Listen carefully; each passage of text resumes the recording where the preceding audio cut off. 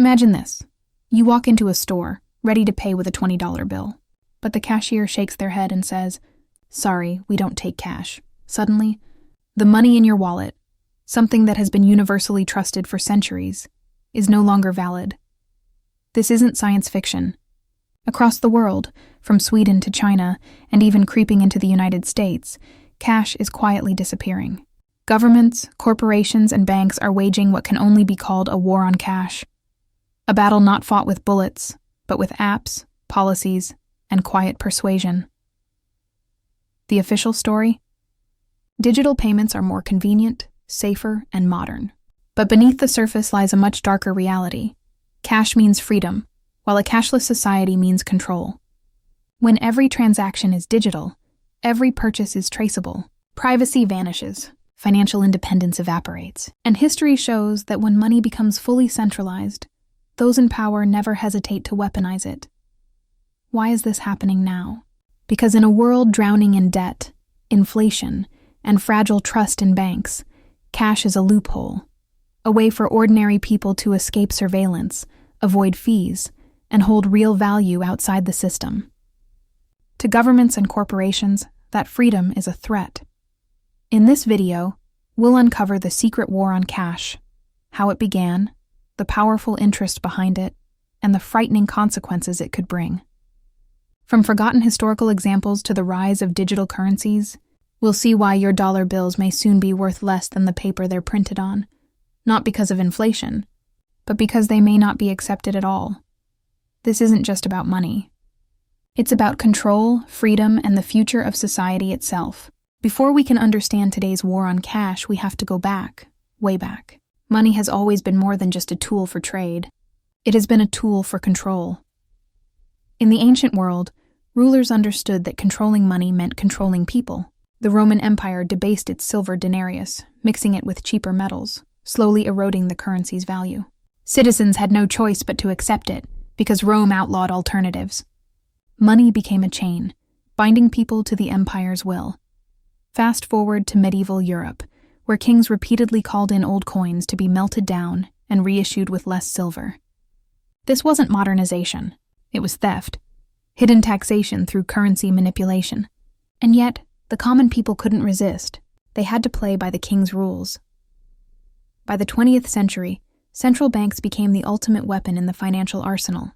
With the Federal Reserve's creation in 1913 and the abandonment of the gold standard in 1971, cash became not wealth itself, but a promise backed by trust. Trust that governments could print endlessly without consequence. But here's the twist. Physical cash, unlike digital balances, still gave people independence. You could hold it outside the banking system. You could trade it privately. You could bury it in the ground and no one would know. That loophole has always terrified those in power. Now, in the 21st century, the push toward a cashless society is framed as progress. But history whispers a warning. Every time rulers tightened control over money, ordinary people lost freedom. From Roman debasement to medieval recoinage, from Nixon closing the gold window to today's central bank digital currencies, the story is the same. Cash isn't just money, it's independence. And that independence is now under attack. The modern war on cash doesn't look like soldiers in the streets. Instead, it looks like policy changes, apps, and corporate nudges. Banks are leading the charge. Why?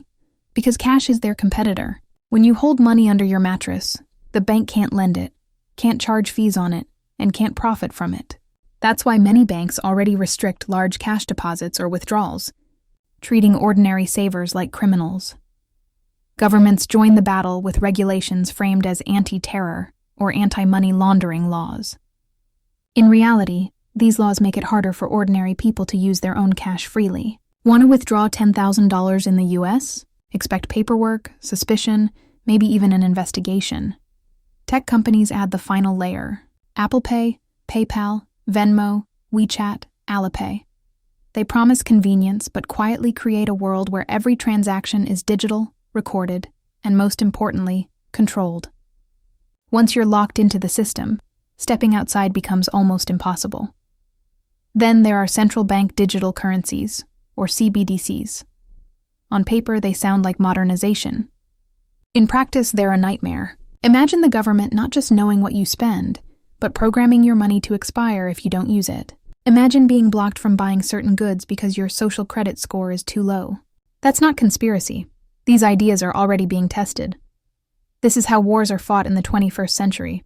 Not with guns, but with systems so convenient that people choose their own chains. Cash isn't being outlawed overnight. It's being made irrelevant, one tap and one policy at a time. Sweden is often celebrated as the poster child of the cashless future.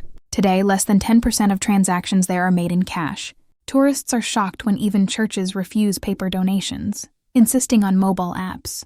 For many Swedes, it feels normal, but critics warn that people have traded privacy for convenience. In China, cash has virtually disappeared in urban life. QR codes dominate every shop, from luxury malls to street vendors. The government praises this as modernization, but it also gives authorities unmatched power to monitor spending. Combine that with China's social credit system, and money itself becomes a tool of obedience. India provides another lesson. In 2016, the government suddenly banned high-value banknotes overnight, claiming it was fighting corruption. The result? Chaos. People lined up at banks, businesses shut down, and millions of poor citizens, who depended entirely on cash, were devastated. These examples reveal the truth. The war on cash isn't uniform. Sometimes it's slow persuasion, sometimes sudden shock. But the result is the same.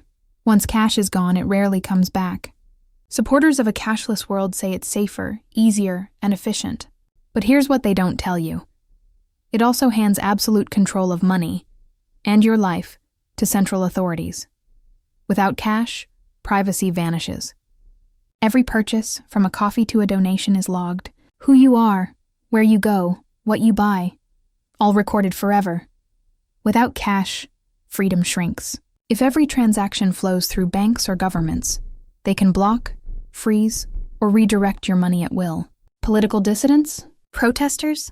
Even ordinary citizens with unpopular opinions could be financially erased. Without cash, resilience disappears. In a blackout, a cyber attack, or a banking failure, digital systems crash. Cash doesn't. Imagine a crisis where ATMs are down, apps don't work, and you can't buy food because physical money no longer exists. This isn't just theory. In Canada, during the 2022 trucker protests, the government froze bank accounts of citizens who donated money. In China, during COVID lockdowns, QR health codes determined who could enter shops, effectively deciding who could buy food. A cashless society is not progress. It's vulnerability disguised as convenience. The most powerful weapon in the war on cash is only just emerging: central bank digital currencies. CBDCs are digital money issued directly by central banks. Unlike Bitcoin, they're not decentralized. Unlike cash, they're not private. They are programmable, trackable, and completely controlled. Governments argue CBDCs will improve efficiency, fight fraud, and even allow targeted stimulus. But think deeper. If money can be programmed, it can be restricted. Your wages could expire if not spent fast enough. Your funds could be blocked from buying unapproved goods. This isn't speculation. China has already tested a digital yuan with expiration dates. The European Union and US Federal Reserve are exploring similar systems. Once implemented, CBDCs could make cash not just obsolete, but illegal. And the greatest danger? Once people are fully inside the system, there's no way out. Cash at least gave an escape hatch. CBDCs slam it shut. The war on cash isn't coming. It's already here. Slowly, silently, one law, one app, and one policy at a time, the world is being nudged toward a future where cash is no longer king, but a relic of the past. But here's the truth. As long as cash exists, it remains a weapon of freedom. It is anonymous. It is tangible. It requires no permission, no password, no app. It cannot be shut off by a bank or a government official. The forgotten lesson of history is clear. Societies that surrender control of their money surrender control of their freedom. Cash is not just paper. It is independence in your pocket. The question is simple. When the war on cash reaches its final stage, will you still have the right to choose how you pay? Or will money itself become just another chain? The answer may define the future of liberty in the 21st century.